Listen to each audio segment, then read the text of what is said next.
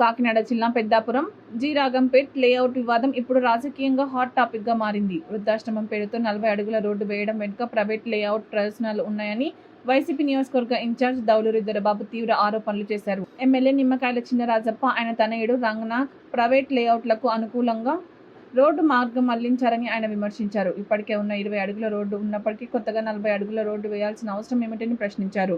వృద్ధాశ్రమం అవసరాల పేరుతో ప్రజలను తప్పుదోవ పట్టించారని ఆయన ఆరోపించారు. ప్రభుత్వ భూములను ప్రైవేట్ ప్రయోజనాలకు ఉపయోగించారని అనుమానాలు వ్యక్తం చేశారు. రోడ్డు నేరుగా ప్రైవేట్ లేఅవుట్లకు అనుసంధానం చేయడం వెనుక ఉద్దేశం ఏమిటని ప్రశ్నించారు. లేఅవుట్ అప్రూవల్ కోసం ఈ రోడ్డు చూపించారా అని సూటిగా అడిగారు. ఇది అధికార దుర్వినియోగం కిందకు వస్తుందని దొరబాబు తీవ్రంగా విమర్శించారు.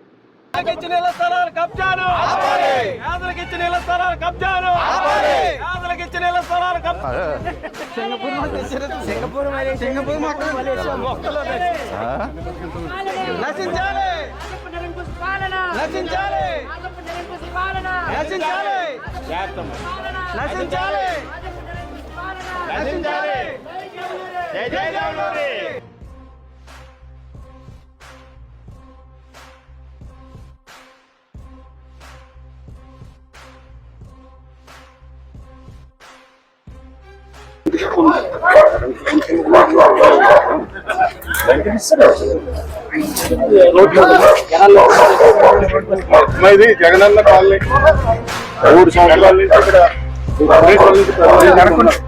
కానీ దానికి రోడ్ లేదు, దానికి సిమెంట్ రోడ్ లేదు. మళ్ళీ చినరాజప్ప గారు చాలా ప్రేమగా కడివి నుంచి వచ్చిన మొక్కలు, ఓన్లీ ఆ కడివి నుంచి వచ్చిన మొక్కలు ఈ 40 ఫీట్ రోడ్డు ఓన్లీ వాళ్ళ కొడుకు సంబంధించిన లేఅవుట్ కోసమే ఈరోజు ప్రత్యేకంగా కడిగి నుంచి తెచ్చిన మొక్కలు.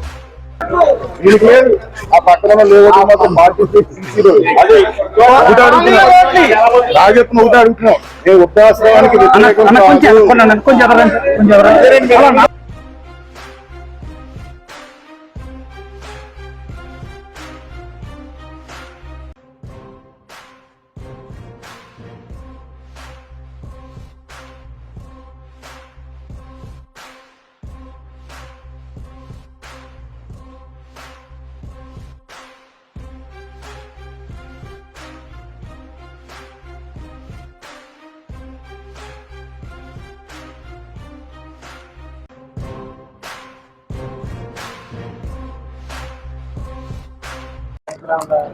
ఈరోజు మనం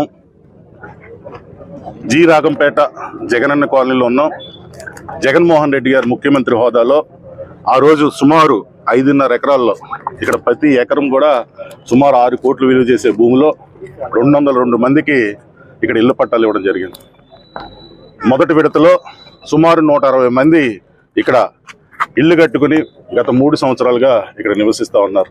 ఫేజ్ 2లో ఉన్నటువంటి సుమారు 40 మంది సంబంధించినటువంటి, అంటే ఈ చివరి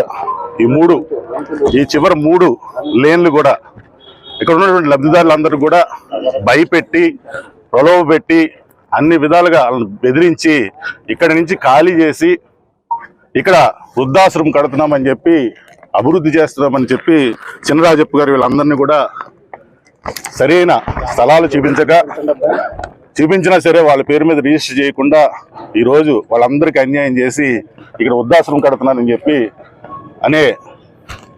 అభివృద్ధి చేస్తున్నామని చెప్పి, యాక్చువల్గా ఈరోజు ప్రజలందరికీ తెలిసింది ఏంటంటే వెనకాల సుమారు 30 ఎకరాలు వాళ్ళ కుమారుడు, వాళ్ళ సుపుత్రుడు రంగనాథ్కి సంబంధించినటువంటి లేఅవుట్కి అప్రూవల్కి ఎటువంటి రోడ్డు లేని కారణంగా ఇక్కడ వృద్ధాశ్రమం అని చెప్పి ఈరోజు ఇక్కడ 40 ఫీట్ సీసీ రోడ్డు ఈరోజు ఇక్కడ వేసుకుని ఈరోజు అప్రూవల్ కూడా వెళ్ళడం జరిగింది. మేము వృద్ధాశ్రమానికి వ్యతిరేకం కాదు, వ్యతిరేకమైతే మేము మొదటే వ్యతిరేకించేవాళ్ళం. ఎందుకంటే జగన్మోహన్ రెడ్డి గారు ప్రతి జగనన్న కాలనీలో కూడా అక్కడ ఉన్నటువంటి లబ్ధిదారుల సంఖ్యను బట్టి పార్కులు ఉండాలి, లేకపోతే పెద్ద పెద్ద లేఅవుట్లు అయితే అక్కడే స్కూల్స్ ఉండాలి, సచివాలయాలు ఉండాలని ప్రతి లేఅవుట్లో కూడా కామన్ సైట్లు ఇవ్వడం జరిగింది.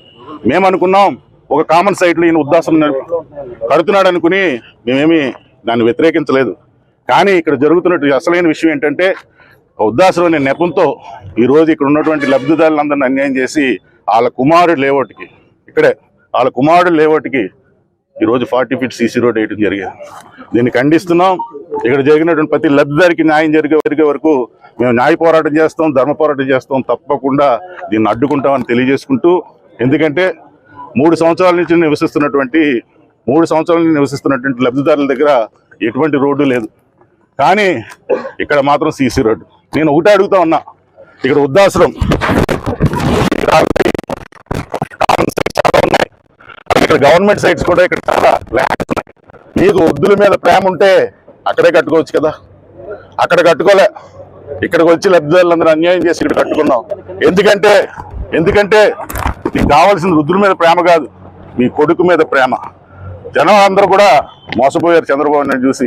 ఎందుకంటే చంద్రబాబు నాయుడు కూడా నేను సంపద సృష్టిస్తా మీ అందరికీ సంక్షేమ పథకాలు ఇస్తానని చెప్పి ఆయన ముఖ్యమంత్రి ఎలాగయ్యాడో, ఈరోజు చినరాజప్ప కూడా ఇక్కడ ఎమ్మెల్యేగా అయ్యి అంతకు ముందు కూడా గ్రావల్ తినేసి ఆయనే సంపద సృష్టించుకున్న మహాగణుడు మన చినరాజప్ప. ఇప్పుడు వాళ్ళ కొడుకు ఇంకొక మెట్టు ఇక్కడ ఉన్న లబ్ధిదారులకు కానీ ప్రతి ఒక్కరికి కూడా అన్యాయం చేసి సంపద సృష్టించి తండ్రి కొడుకులు ఇద్దరు కూడా సంపదే తినడానికే ఉన్నారు తప్ప ఇక్కడ ప్రజలందరికీ కూడా న్యాయం చేయడానికి లేరని ఈరోజు మీ అందరికీ తెలియజేసుకుంటూ మేము మీడియాని అందరిని అడుగుతా ఉన్నాం. ఇక్కడ ఉన్నటువంటి చూశారు మీరు విజువల్స్, నేను చెప్పక్కర్లేదు. ఇక్కడ మన చంద్రరాజప్ప చేస్తుంది అవినీత అభివృద్ధి అన్నది మాత్రం మీరు ప్రజలకు తెలియజేయాలని మీ అందరికీ కోరుకుంటా ఉన్నాం. ఇక్కడ ఉన్న వాళ్ళందరూ కూడా, ఎందుకంటే ఈ సమస్య మీద నేను చాలామంది అడ్వకేట్స్ని కలవడం జరిగింది. వాళ్ళందరూ ఒకటే మాట చెప్పారు, జగన్మోహన్ రెడ్డి గారు ఎవరు కూడా లబ్ధిదారులకు అన్యాయం చేయకుండా చాలా పకడ్బందీగా వాళ్ళ పేరు మీద రిజిస్ట్రేషన్ చేసి డాక్యుమెంట్లు ఇవ్వడం జరిగింది. ఇది ఏ కోర్టుకి వెళ్ళినా కూడా ఆ లబ్ధిదారులకు న్యాయం జరుగుతుంది. తప్పకుండా న్యాయ పోరాటం చేస్తాం. అలాగే ఆర్డీఓ గారిని కూడా 20 రోజుల క్రితం కలవడం జరిగింది. ఆయన మాకు హామీ ఇవ్వడం జరిగింది, తప్పకుండా అక్కడ ఉన్నటువంటి పరిస్థితులు మాకు చెప్తామని. ఇప్పటి వరకు కూడా మాకు ఎటువంటి సమాచారం లేదు. మళ్ళీ ఆర్డీఓ గారిని కలుసుకుంటాం, పోరాటం చేస్తాం.